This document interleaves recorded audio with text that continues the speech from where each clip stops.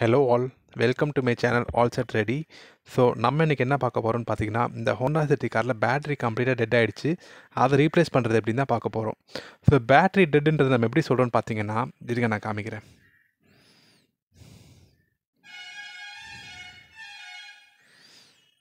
So உள்ளே போயிட்டு இப்போ நான் கீ போடுறேன்.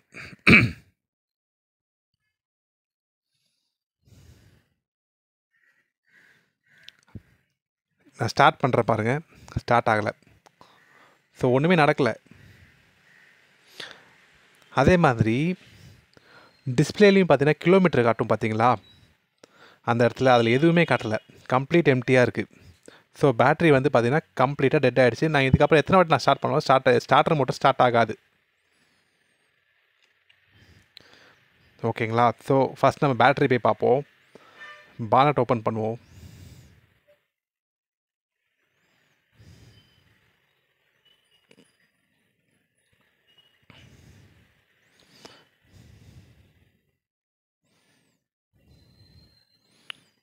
ஸோ இப்போ இந்த பேட்டரி நம்ம என்ன பண்ண போகிறோம்னா, நம்மளே ரீப்ளேஸ் பண்ண போகிறோம்.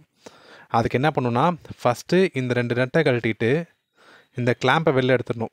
எடுத்துகிட்டு negative terminal, positive terminal. So positive வந்து இது உள்ளே இருக்குது,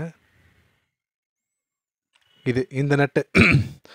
ஸோ பாசிட்டிவில் இருக்கிறதையும் நெகட்டிவில் இருக்கிறதையும் கழட்டிட்டாலே பேட்டரி அப்படியே வெளில எடுத்துடலாம். ஸோ இதை அப்போ நம்ம எப்படி பண்ணுறது ஸ்டெப் பை ஸ்டெப் பார்ப்போம்.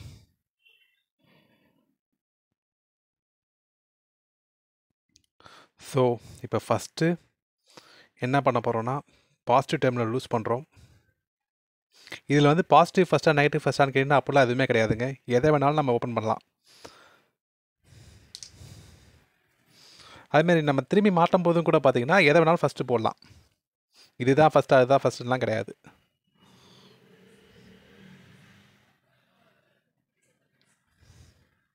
ஓகே. ஸோ இப்போ 2 டெர்மினல் கழட்டியாச்சு. நெக்ஸ்ட் என்ன பண்ணுறோன்னா, இந்த மேலே இருக்க கிளாம்பை கழட்டணும். இந்த கிளாம்ப் தான் பேட்டரி கீழே விடாமல் பிடிச்சிக்கிறதுக்காக இருக்கிற கிளாம்ப்பு. ஸோ ஒரு நார்மல் கிளாம்ப்பு தான்.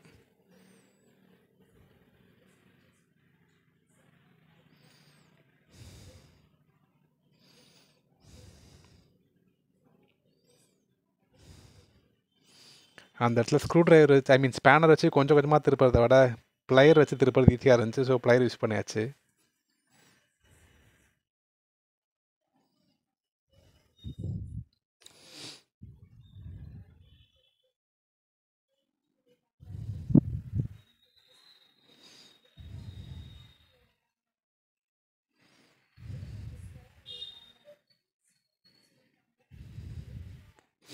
ஓகே. ஸோ நெட்டை கழட்டியாச்சு. இப்போ அப்படியே கிளாம்ப் அப்படியே தூக்கிட வேண்டியதான். ஓகேவா. இப்போ நம்ம அந்த கிளாம்ப் கழட்டின பின்னாடி ஸ்க்ரூ இருக்குது பார்த்திங்களா, அது கரெக்டான பொசிஷனில் மட்டும் ஒரு ஓரமாக நிற்க வச்சுட்டு, இப்போ பேட்டரியில் மேலே பார்த்தீங்கன்னா ஒரு கிளாம்ப் இருக்கும். ஜஸ்ட் இப்படி தூக்கினீங்கன்னா அந்த கிளாம்ப் வந்துடும். அப்படியே தூக்கினீங்கன்னா பேட்டரி வெளில வந்துருச்சு. அவ்வளோதான், சிம்பிள். இப்போது இதான் நம்மளோட புது பேட்டரி. So அமேரான் flow. ஓகேங்களா. இதுலேயும் பார்த்தீங்கன்னா மேலே கிளாம்ப் இருக்கும்.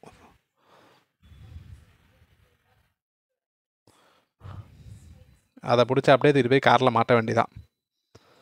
ஜஸ்ட்டு பாக்ஸ் மட்டும் காட்டுறேன் பாருங்கள். சைடில் வாரண்ட்டி கார்டு இருக்குது. இதுதான் பாக்ஸு. நான் பாக்ஸை திரும்பி டீட்டெயிலாக காட்டுறேன். ஃபஸ்ட்டு வண்டியில் மாட்டுறதை பார்த்துடலாம். அங்கே வச்சாச்சா, அவ்வளோதான். இப்போ நம்ம நெக்ஸ்ட் என்ன பண்ணணும்னா, ஃபஸ்ட்டு பேட்ரி கிளாம்ப்பு நம்ம கழட்டணும்ல, அந்த கிளாம்பை ஃபஸ்ட்டு மாட்டிடணும்.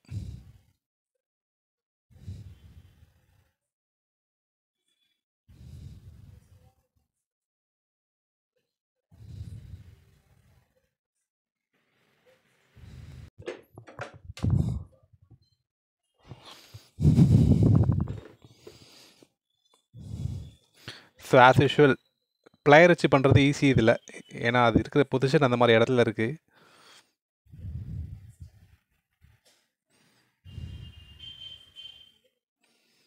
ஓகே. ஸோ இப்போ கிளாம்ப் மாட்டியாச்சு. நெக்ஸ்ட்டு இதுலேயும் பார்த்தீங்கன்னா பாசிட்டிவ் மாத்திரமா நெகட்டிவ் ஃபஸ்ட் மாத்திரம் அந்த ரூலே கிடையாது. எதை வேணாலும் ஃபஸ்ட்டு மாட்டலாம். ஸோ நம்ம பார்த்தீங்கன்னா இப்போ ஃபஸ்ட் நெகட்டிவ் மாட்டுறோம். அதை ஃபஸ்ட்டு டைட் பண்ணுறோம். அதே மாதிரி டைட் பண்ணும்போது ஷாக் அடிக்குமான்னு பார்த்தீங்கன்னா கண்டிப்பாக ஷாக் அடிக்காது. ஏன்னா ஜஸ்ட் 12 வோல்ட் பேட்டரி தான். தைரியமாக நீங்கள் பண்ணலாம். பாசிட்டிவ் நெட் டச் ஆச்சுன்னா ஸ்பார்க் வேணும் ஒரு மெத்தடோ அப்போ ஷாக் அடிக்காது. ஓகேங்களா? ஸோ பயப்படாமல் நார்மலாக நீங்கள் ஒரு ஸ்பேனர் வச்சு கையால் எப்போனாலும் தொடலாம், என்னாலும் பண்ணலாம். ஏன்னா நம்ம தொட போகிறது ஒரு எண்டு தான் தொட போகிறோம். ஸோ ஒரு எண்டு தான் தொட போகிறீங்கன்ற போது கண்டிப்பாகவே ஷாக் அடிக்கிறதுக்கான சான்ஸ் இல்லை. ஓகேங்களா? ஸோ தைரியமாகவே பண்ணுங்கள்.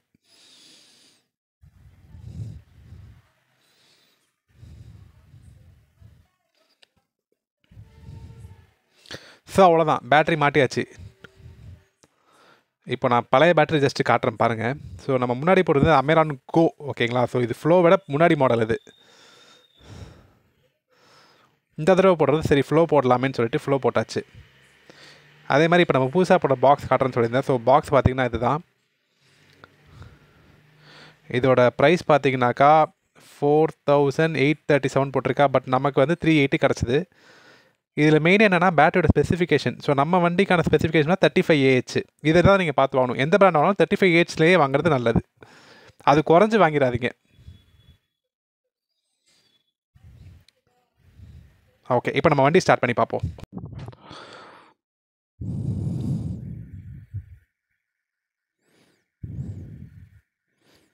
ஓகே, ஸோ ஃபஸ்ட்டு கீயை போடுவோம். டிஸ்பிளே ஏதாவது காட்ட பார்க்கலாம். ஓகே, ஸோ இப்போ அந்த கிலோமீட்டர்லாம் காட்ட ஆரம்பிச்சிச்சு. ஸோ பேட்டரி கரெக்டாக ஃபிட் ஆகிடுச்சு. வண்டி ஸ்டார்ட் பண்ணுவோம். ரைட், ஸோ வண்டி ஸ்டார்ட் ஆகிடுச்சு. ஆர்பிஎம் பார்த்திங்கன்னா 1000 இருக்குது பார்த்தீங்களா? ஸோ வண்டி ஸ்டார்ட் ஆகிடுச்சு, எந்த ப்ராப்ளமும் இல்லை. ஸோ நம்ம போட்ட பேட்டரி பக்காவாக இப்போ ஒர்க் ஆகுது. அவ்வளோதாங்க. ஸோ இதோட இந்த வீடியோ முடிச்சிக்கலாம். அதே மாதிரி பேட்டரியில் எவ்வளோ வோல்ட் இருக்குன்றதை பார்த்தே நம்ம பேட்டரி டெட்டாக இல்லை நல்லா இருக்கா இல்லை ரீப்ளேஸ் பண்ணுற கண்டிஷன் வந்துச்சான்றதை மல்டிமீட்டர் வச்சு பார்க்க முடியும். அதை பற்றின முழு டீட்டெயில் நான் இன்னொரு வீடியோவில் போடுறேன். ஓகேங்களா? அவ்வளோதாங்க. ஸோ மறக்காம நம்ம சேனல் லைக் பண்ணுங்கள், ஷேர் பண்ணுங்கள், சப்ஸ்கிரைப் பண்ணுங்கள். தேங்க்யூ.